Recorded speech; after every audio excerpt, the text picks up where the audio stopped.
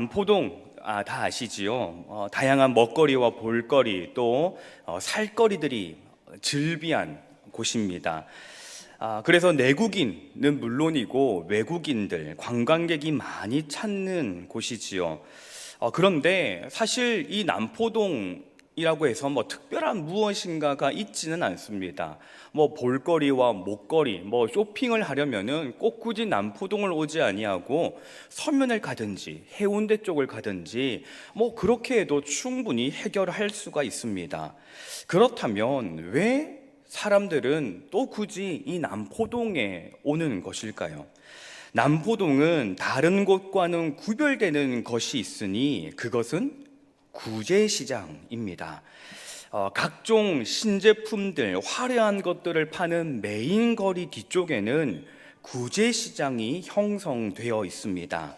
메인 거리와는 또 다른 분위기의 시장인 것이지요. 이 구제시장에서는 가방, 옷, 신발, 인형 등 중고 물품을 가져와서 판매를 합니다. 세탁을 하고 좀 관리를 한 다음에 그리고 다시 팔 수 있는 물건으로 되팔려 가는 것이지요. 그래서 그렇게 관리가 좀 된 중고들은 생각보다 비싼 가격을 받기도 합니다. 그래서 아니 중고가 이렇게 비싸나라고 생각을 하기도 하지요. 그런데 걱정할 필요가 없습니다. 구제시장에는 싼 물건도 있습니다. 유난히 싼 경우가 있는데 딱히 관리하지 않은 옷가지들을 큰 돗자리 같은 데다가 막 부어놓고 알아서 마음에 드는 것을 찾아가도록 하는 것이지요. 거기에는 1,000원짜리부터 비싸도 10,000원을 넘지 않는 옷들이 쌓여져 있습니다. 물론 거기에는 리스크가 존재합니다. 단추가 하나 없다든지 단추에 짝이 안 맞는다든지 색이 조금 바랬다든지 얼룩이 있다든지 그러한 경우가 있지만은 그러나 또 구제를 좋아하시는 분들은 그렇게 구제시장에 가서 보물을 찾는 것처럼 막 뒤지는 것을 보았습니다. 그래서 꼭 새로운 매장, 새 것을 사려는 것이 아니라 구제를 찾는 매니아들도 있습니다. 그래서 실제로 그러한 곳에서 정말로 보물을 발견합니다. 명품들을 발견하기도 하는 것이지요. 성도님들께서는 구제시장을 가보신 적이 있으신가요? 구제시장에는 구제 특유의 냄새가 있습니다. 새 것의 냄새가 아니라 뭔가 조금 오래된 냄새, 뭔가 조금 묵혀둔 냄새, 나프탈레인 냄새, 약간 그러한 약품 냄새 같은 것이 납니다. 그래서 사실 저는 그러한 구제시장을 좋아하지 않습니다. 그래서 남포동을 다닐 때도 그 구제시장만 지나가면 냄새 때문에 인상을 찡그렸던 적이 한두 번이 아니지요. 물론 구제시장을 가지 않는 또 다른 이유는 사이즈가 없기 때문입니다. 새 옷을 사러 가면 필요한 사이즈를 달라고 하면 되지만 구제에는 그런 게 없더라고요. 그래서 가지 않습니다. 그리고 새 것을 두고 굳이 중고를 사야 하는 생각 때문에도 가지 않는 것이지요. 구제 의류는 세탁과 관리를 거칩니다. 그래서 꽤 깨끗하게 보여지기도 합니다. 그런데 그렇게 세탁을 하고 관리를 했다 하더라도 그것은 새 상품으로 팔리지 않습니다. 나이키 브랜드의 구제 옷을 아무리 세탁을 하고 관리를 한다 해도 그곳은 다시 나이키의 새로운 매장에 들어가지 못합니다. 왜냐하면 그것은 여전히 중고이기 때문이지요. 구제 매장에 파는 옷은 절대로 새 것을 파는 매장에 갈 수 없습니다. 그리고 가치도 비교할 수가 없는 것이지요. 그런가 하면 요즘에는 환경오염과 지구보호를 위해 버려지는 물건, 사용하지 않는 물건, 쓰레기 같은 것들을 가지고 완전히 새로운 것을 만들어내는 업사이클링 제품들이 나오고 있습니다. 그래서 그러한 것들이 인기를 얻게 되는 것이지요. 우리 사진을 하나 보도록 하겠습니다. 이 사진은 무엇처럼 보이시나요? 열쇠고리입니다.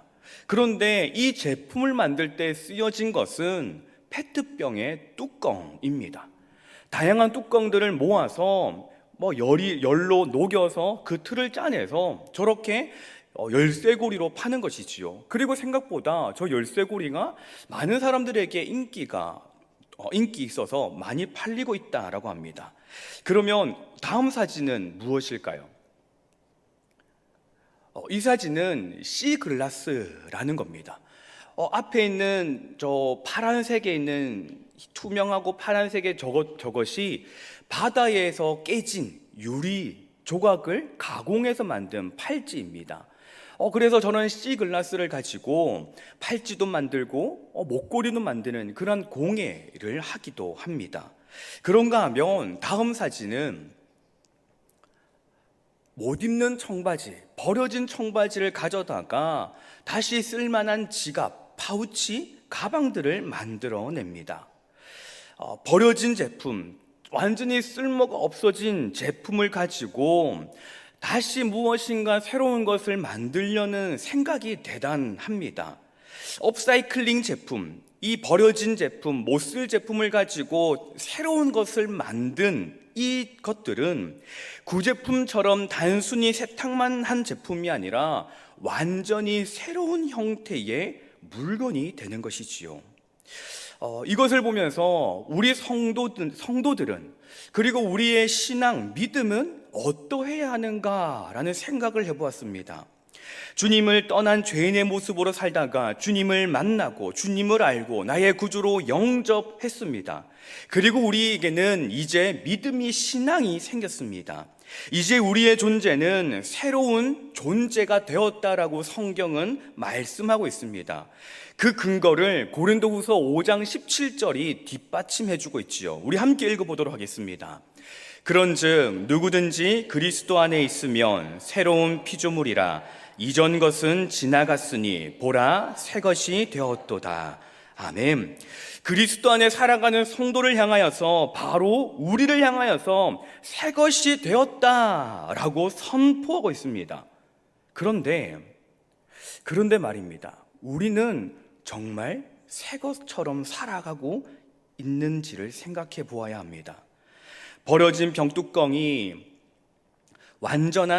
완전히 다른 열쇠고리로 만들어지고 버려진 유리 조각이 팔찌가 되며 못 입는 청바지가 가방이 되어 그 역할을 감당하며 과거의 모습은 온데간데 없는 것처럼 완전히 우리는 그러한 삶을 살고 있는지를 우리 스스로에게 물어보아야 합니다.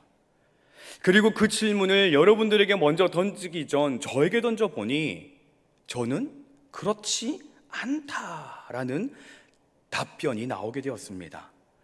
아니, 목사가 저러면 어떻게 하냐라고 하실 수도 있을지도 모르겠습니다. 그러나 주님 안에 있는 저나 여러분이나 동일한 성도로서 솔직하게 생각해 보니 온전한 새로운 피조물의 삶을 살지 못하고 있는 것이 너무나도 분명했었습니다. 저를 포함한 많은 성도들이 새 삶보다는 제 삶을 살고 있는 경우가 너무나도 많습니다. 신앙생활을 하면서 내가 이제는 예수를 믿고 내가 이제 교회를 다니며 내가 이제 성경 말씀을 좀 아니 예전보다는 조금 나아졌겠지. 내가 이런 부분 이거 하나만 고치면 되겠지 라는 개선적인 생각을, 개선의 신앙을 가지려고 합니다. 그런데 복음은 그렇지 않습니다. 복음은 마치 우리를 구제시장의 물품처럼 있는 모습 그대로 내버려 두고 그냥 씻고 닦은 것으로 끝내지 않습니다. 복음은 재활용하는 것이 아니라 복음은 완전히 새롭게 만듭니다. 어떻게 사람이 그럴 수가 있을까요? 사람이 그렇게 변하면 죽는 거 아닐까요? 그러나 복음은 사람을 그렇게 변화시킵니다. 그렇게 변하며 사람은 죽습니다. 로마서 6장의 말씀대로 죄에 대하여 죽고 하나님에 대하여 살아있는 자가 되는 것입니다. 오늘 본문 속에 등장하는 사울이 바로 그러했습니다. 오늘 본문의 말씀은 너무나도 우리가 잘 알고 있는 말씀입니다.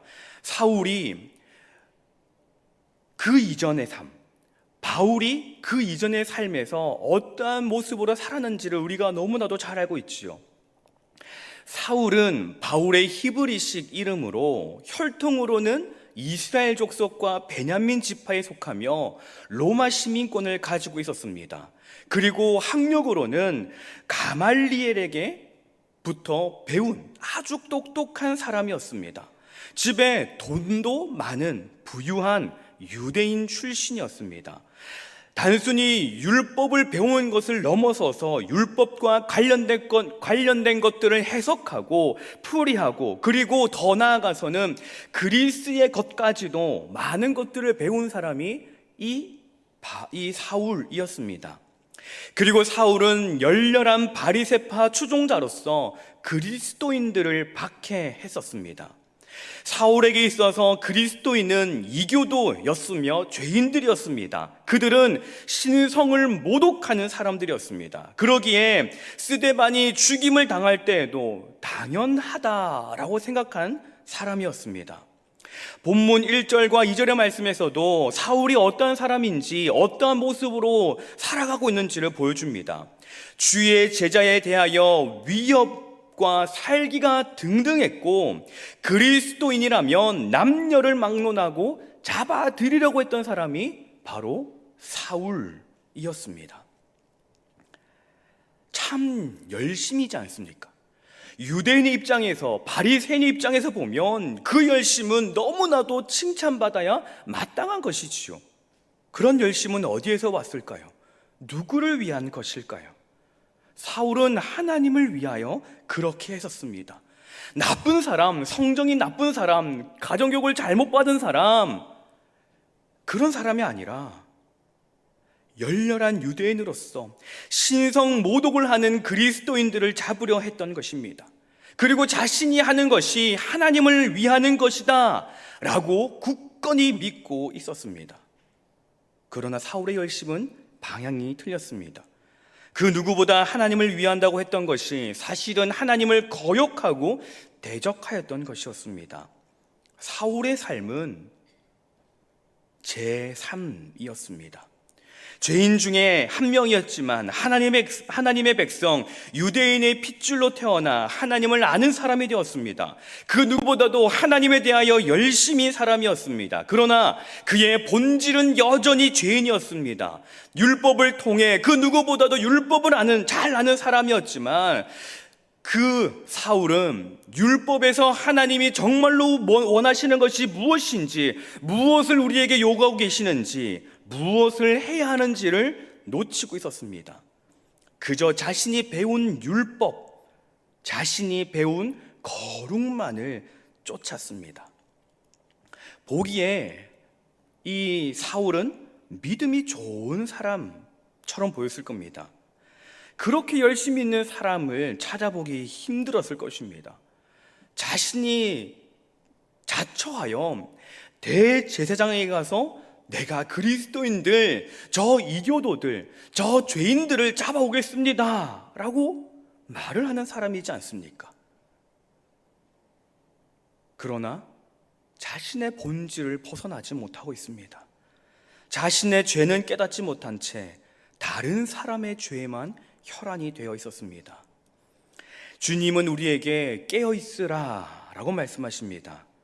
우리의 영적 상태가 깨어있어 우리가 무엇의 열심인지, 왜 열심인지, 그 열심이 어떠한 열심인지를 살펴보아야 합니다. 내가 하는 것들이 하나님의 영광을 위한 것이라고 생각하지만 그 바탕에 무엇이 깔려있는지를 생각해 보아야 합니다. 내가 인정받고 나는 옳고 나는 바르다라는 자기 중심적 사고가, 내가 이렇게 하면 하나님이 기뻐하시고 내가 이렇게 하면 하나님이 영광 받으실 것이다라는 자기 중심적 사고가 있는 건 아닌지 살펴보아야 합니다. 유대교의 전통에 따라 난지 8일 만에 할례를 받은 사울, 이스라엘 족속이며 베냐민 지파였던 사울, 히브리인 중에 히브리인이었던 사울, 율법으로는 바리새인이었던 사울, 율법의 의로는 흠이 없었던 사울. 그러나 사울의 그러한 삶은 제3이었습니다. 여전히 자신을 남겨둔 삶, 자신이 중심이 되는 삶, 그리고 그러한 삶으로 하나님께 대적했습니다. 그러면 우리는 어떻게 해야 할까요? 우리는 어떤 삶을 살아야 할까요?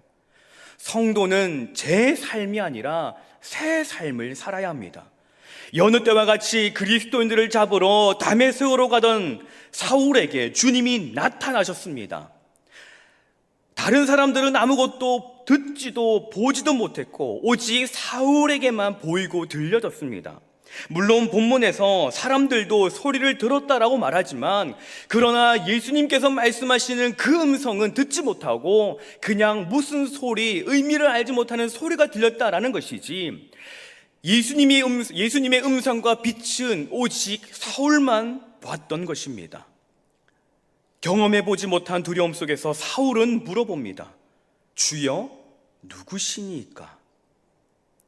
사울이 말하고 있는 이 주여는 자신에게 들리고 비치는 음성과 빛을 통하여 전능자를 고백하는 것입니다.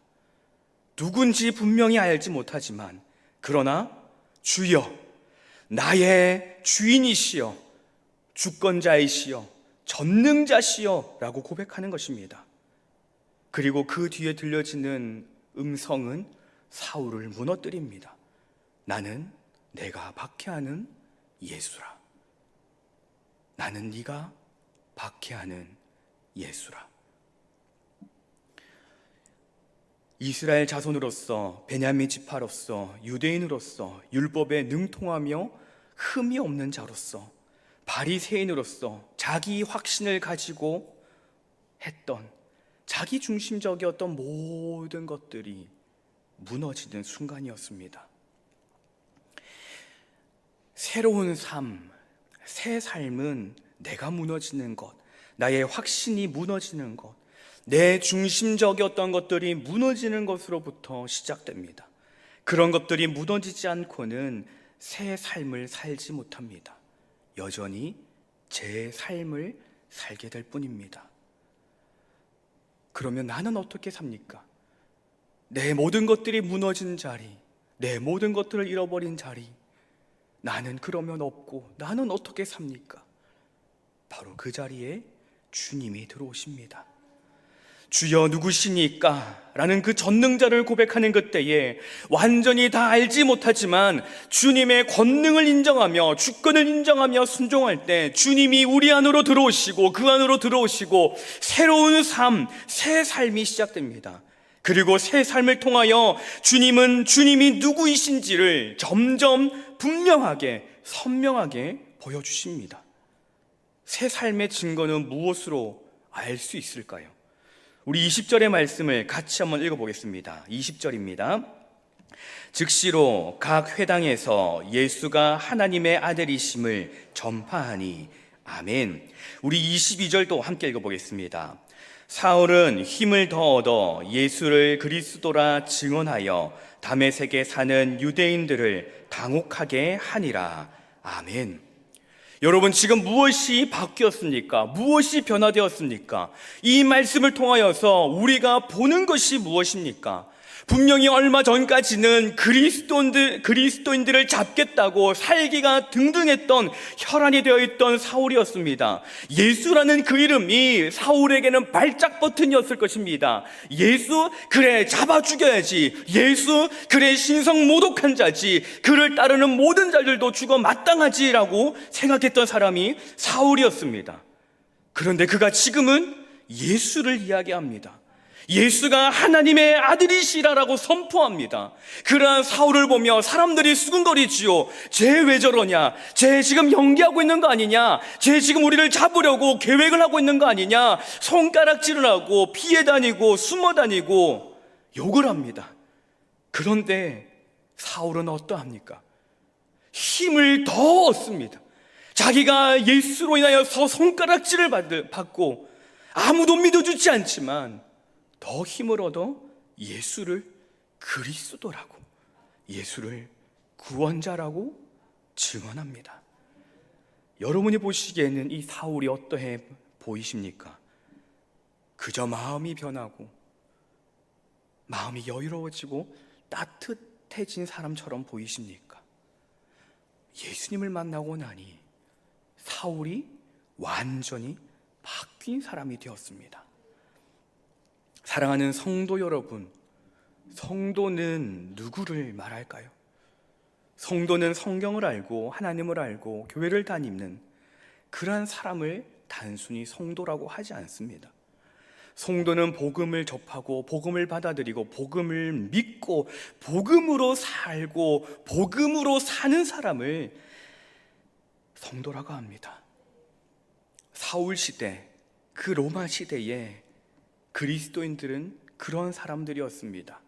박해를 당하고 그래서 십자가에 달리고 사자의 밥이 되며 처형되어 쫓겨다니고 숨어 다녀야 했지만 그러나 그들에게 복음이 위로가 되었습니다. 그들에게 복음은 새 삶이었습니다. 참 복음을 경험한 사람은 제 삶이 아니라 새 삶을 살게 됩니다. 예전의 것을 그대로 가지고 좀 더 나은 삶을 사는, 조금 더 개선된 삶을 사는 것이 아니라 완전히 새로운 피조물이 되는 것이지요. 완전히 다른 삶, 새로운 삶을 사는 것입니다. 그래서 사울이 이렇게 고백합니다. 우리 아까 읽었던 고린도후서 5장 17절의 말씀을 다시 한번 읽어보겠습니다. 그런즉 누구든지 그리스도 안에 있으면 새로운 피조물이라. 이전 것은 지나갔으니 보라 새 것이 되었도다. 아멘. 이것은 단지 우리에게 성도들에게 알려주는 교리와 같은 것이 아닙니다. 이것은 이러이러해, 복음은 이러이러해야 한다라는 교리가 아닙니다. 사울이 자신의 인생을 살아보니, 자신이 복음을 경험해서 살아가다 보니 거기에서 나온 실제적인 고백입니다.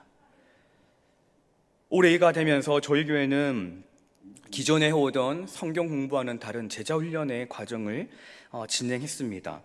부족한 제가 한 반을 맡아 가르치게 되었습니다. 조금 더 정확하게는 함께 그 제자훈련을 공부하게 되었습니다. 목사의 아들로 신학생으로 전도사, 목사로 살아오면서 많은 것들을 알고 그래도 내가 제자에 가깝지 않을까라는 생각을 했었습니다. 그런데 제자훈련을 공부하면 할수록 내가 정말로 제자에서 멀리 있었구나 라는 것을 발견했습니다. 이렇게 말씀을 드리면 목사가 저렇게 얘기할 정도면 제자훈련 과정에 뭔가 특별한, 뭔가 번쩍이는 뭔가가 있나 보다 라고 생각을 하실지 모르겠습니다.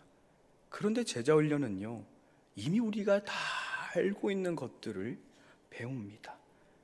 너무나도 지극히 기본적인 것들을 나눕니다. 그럼에도 불구하고 그 기본적인 것을 잘 알고 있는 내용을 묵상할수록, 말씀을 하나하나 써내려갈수록 민낯이 드러나는 것 같았습니다. 그리고 나는 제 삶을 살고 있었구나. 여전히 죄인의 모습에서 거기다가 십자가 한 방울 떨어뜨리고, 말씀 한 방울 떨어뜨리고, 기도 한 방울 떨어뜨리고 그것으로 만족하며 살았구나 라는 고백을 하게 되었습니다. 그저 완전한 죄인이 아니라 조금 티도 나지 않는 부분이 개선되었다고 거기서 만족하는 성도의 모습이었습니다. 사랑하는 성도 여러분, 우리는 어떠합니까?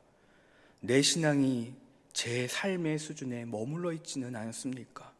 그저 예배를 드리는 것에, 봉사를 하는 것에 내 감정과 뜻이 중심이 되는 믿음을 살고 있지는 않았을까요? 그러하다면 그 삶은 다메섹으로 가던 사울의 길과 같습니다. 겉으로는 하나님을 향하지만 실제로는 내 방향으로 가는 길입니다. 주님은 사울에게 물으셨던 것처럼 우리에게도 물으시지요. 사울아, 사울아, 네가 왜 나를 박해하느냐? 사명아, 사명아, 네가 왜 나를 대신하려느냐? 우리는 다시 복음 앞에 서야 합니다. 우리는 다시 주님 앞에 서야 합니다. 그저 개선된 삶이 아니라 완전히 새로 지어진 삶, 새 삶을 결단하고 가야 합니다. 그 삶을 구하며 살아가는 우리 신년의 모든 가족들이 되시기를 간절히 소망합니다. 기도하겠습니다.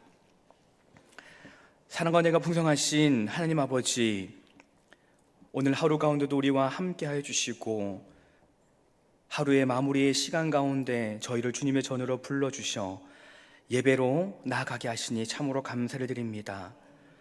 죄 중에 있는 우리를 불러주시고 믿음의 길을 가게 하신 주님을 찬양합니다.